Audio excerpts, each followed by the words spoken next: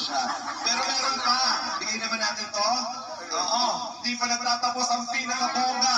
Mula kay Ma'am Annalyn Rolling Son. 50,000 pesos. Ayan. Pero ano po yun? Ay, may isa pa. Na-award na to kanina. Sabihin na to. Oo. Hawakan mo na lang din para meron ka. Parang pa naman po natin. Thank you very much.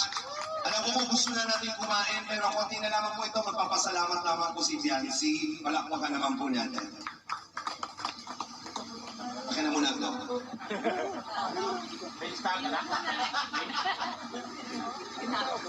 So yan, mapagpalang araw po sa ating lahat. Maging sa mga viewers po, supporters po ng Team Kalingap. Lalo-lalo na po sa ating panauwing pandangan sila Governor Dong Padilla. Magandang araw po. So yan, today is one of the great days, not only for me, but especially for my family. Bago po ako magpatuloy, please allow me to praise and thank the Lord for all the blessings He gave us.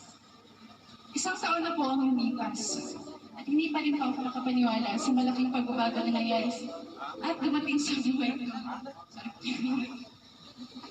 Receiving many blessings are overwhelming. Having so many people all over the world who wholeheartedly share their blessings with beneficiaries like me was incredible and they make it possible. Ang aking taus-pusong pasasalamat po sa inyong lahat ay hindi ko kupas.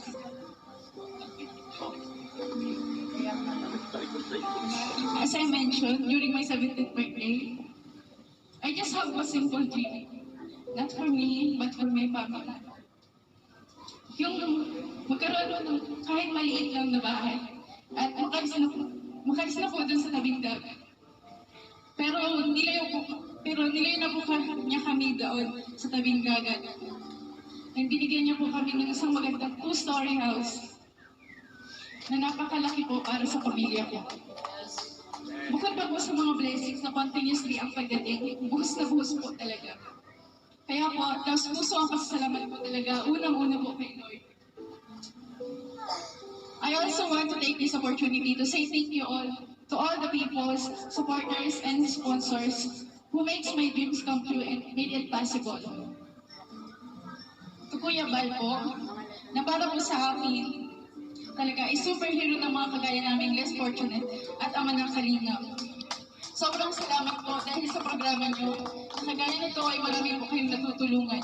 Nagbabago ang buhay at nagkakaroon ng pag-asa para patuloy na lumaban. Kay Tita Edna, ang ina ng Team Kalingap na andyan palagi at umaalalay sa ama ng Kalingap at sa aming mga angels. Thank you po, Tita Edna. Kay Kuya Patrick po na nag-recommend po sa akin kay Doc. Thank you po, Kuya Patrick. At kay Dr. La po na nakascout sa akin at nag-refer po sa akin kay Kuya Rob.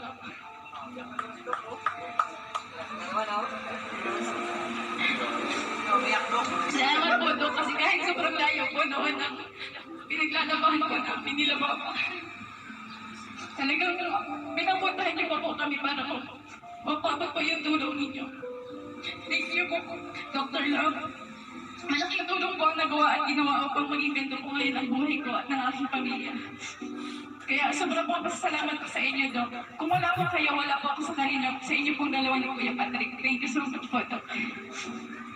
Kay Kuya Rat and Dati Jack po, na sobrang humble po at napakabuting tao.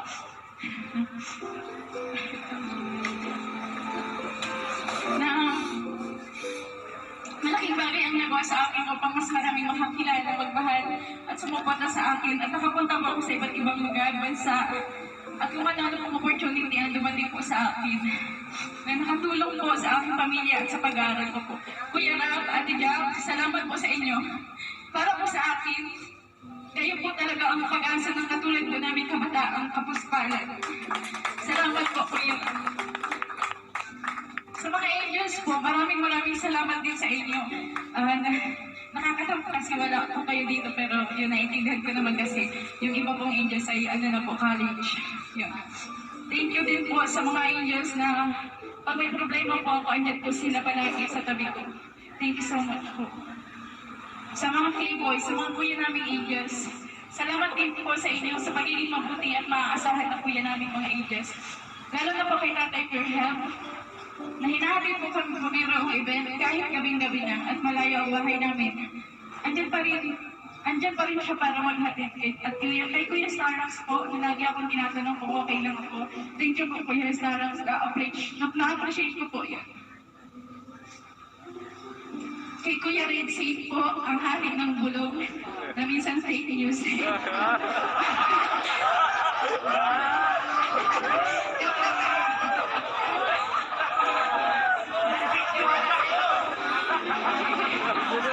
Salamat po sa pag-asikaso ng tubig namin, Kuya.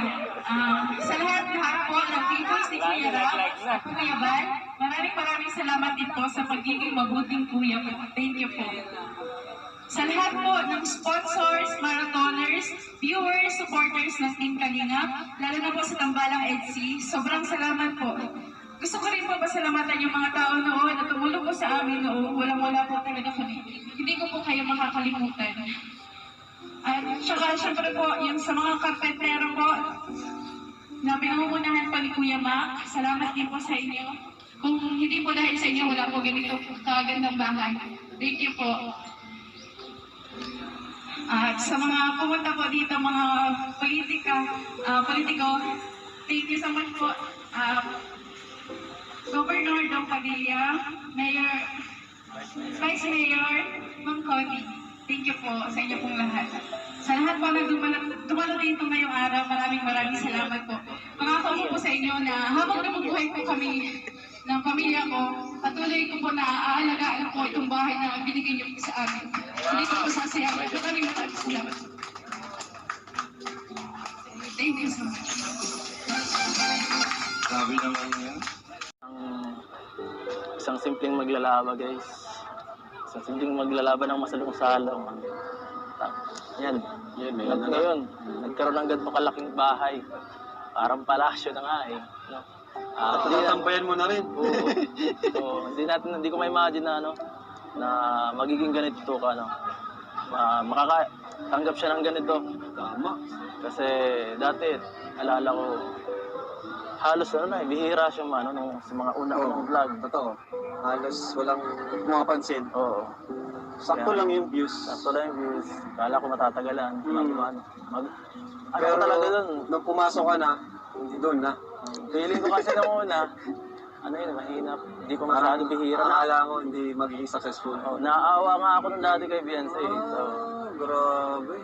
tapos, siyempre, kung tinutulungan siya matagal na, mga unang vlogs kasi napakasipag niya, saka makapamilya, Mabait.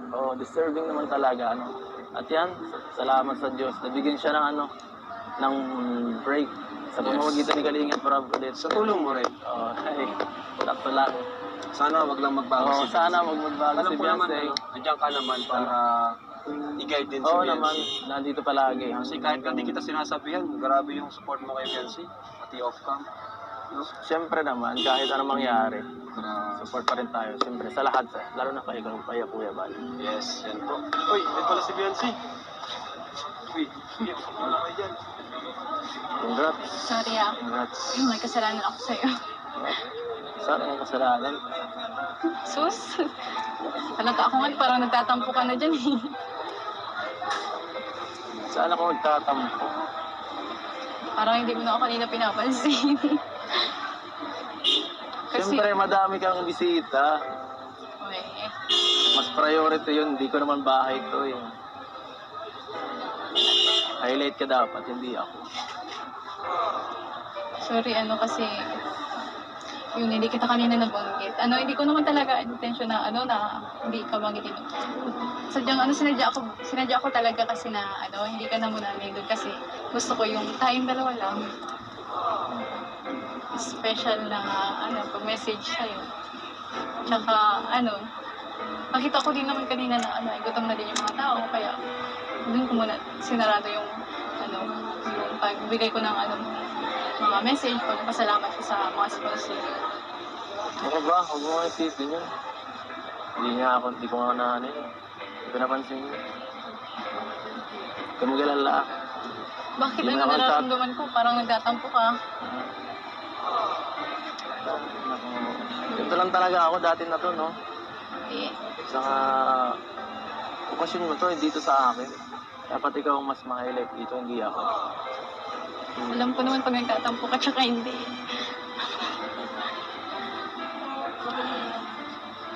Huwag mo isipin yun. Tapos na yun. Hindi naman. Maliit na bagay yun.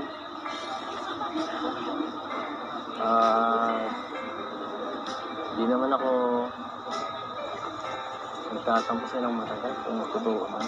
Saka, wala naman dapat itatampo. Sanay naman ako sa inyo.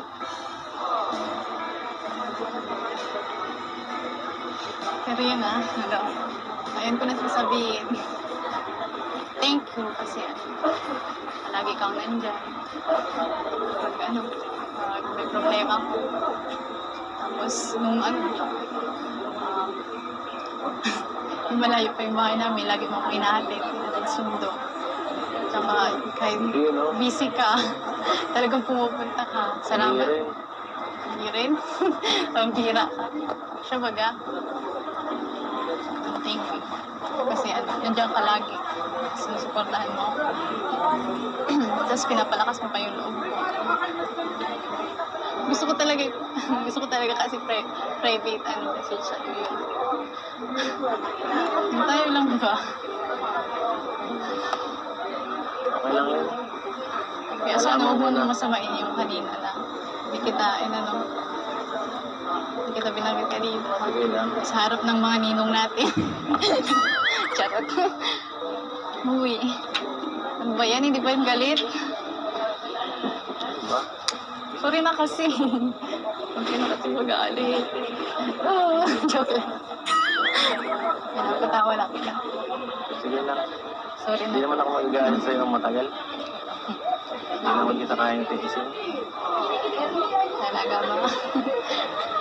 Gusto ako magpasalamat. Gusto ko yun. Kahit ano naman. Di ba sabi ko?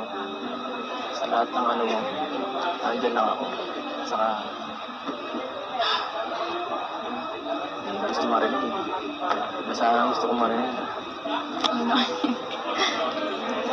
Ano gusto mo marinig? Wala. Thank you. Oh, I love you.